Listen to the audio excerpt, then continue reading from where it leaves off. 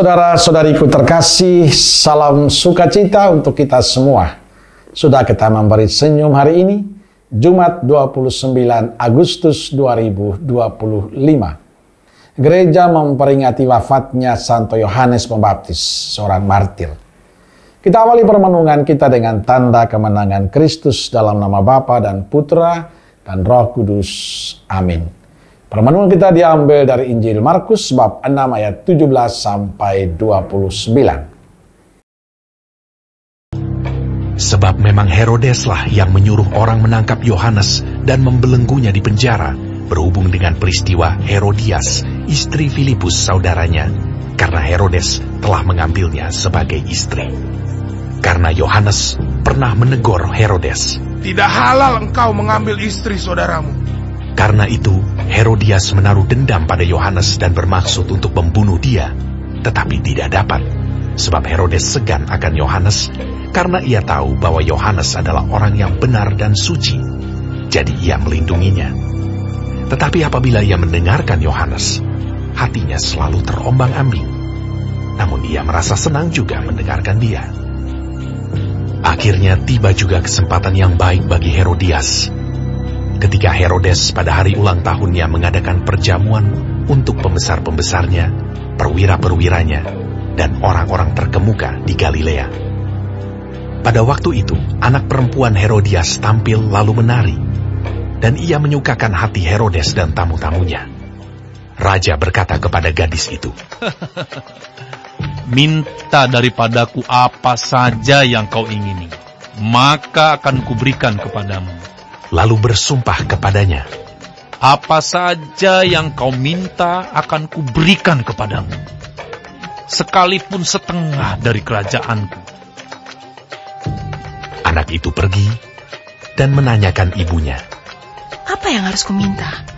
Jawabnya, "Kepala Yohanes Pembaptis." maka cepat-cepat ia pergi kepada raja dan meminta, "Aku mau supaya sekarang juga engkau berikan kepadaku kepala Yohanes Pembaptis di sebuah talam." Lalu sangat sedihlah hati raja, tetapi karena sumpahnya dan karena tamu-tamunya, ia tidak mau menolaknya. Raja segera menyuruh seorang pengawal dengan perintah supaya mengambil kepala Yohanes. Orang itu pergi dan memenggal kepala Yohanes di penjara. Ia membawa kepala itu di sebuah talam dan memberikannya kepada gadis itu, dan gadis itu memberikannya pula kepada ibunya. Ketika murid-murid Yohanes mendengar hal itu, mereka datang dan mengambil mayatnya, lalu membaringkannya dalam kuburan. Saudara-saudariku yang terkasih, dalam Injil hari ini bercerita kepada kita dengan sangat jelas tentang pilihan sikap Yohanes Pembaptis yang berani menyuarakan kebenaran.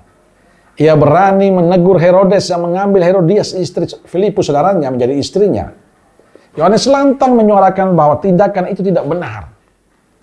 Tidak halal engkau mengambil istri saudaramu. Kisah ini sangat tragis, namun syarat makna. Yohanes Pembaptis adalah pribadi yang teguh memegang kebenaran, meski ia tahu bahwa sikapnya itu akan membawa konsekuensi yang berat, yakni kematian. Yohanes tidak takut pada kuasa duniawi. Ia tidak kompromi dengan dosa. Ia berani bersuara soal kebenaran.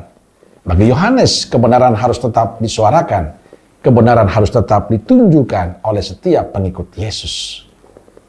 Saudara-saudariku terkasih, merenungkan kisah Yohanes, kita diingatkan bahwa menjadi pengikut Kristus sejati berarti siap menjadi penderita, pemberita kebenaran, pembawa kebenaran di tengah situasi penyimpangan.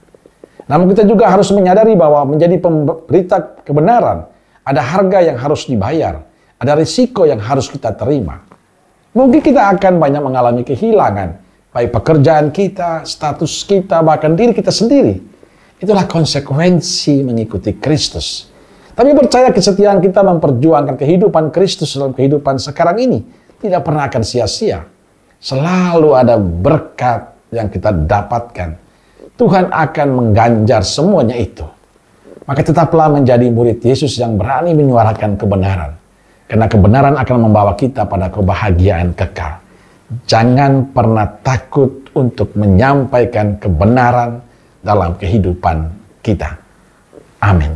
Semoga Allah yang Maha Kasih memberkati saudaraku sekalian, Bapa, Putra, dan Roh Kudus. Amin. Roh Kudus Nazaret, doakanlah kami. Amin. Berkah dalam.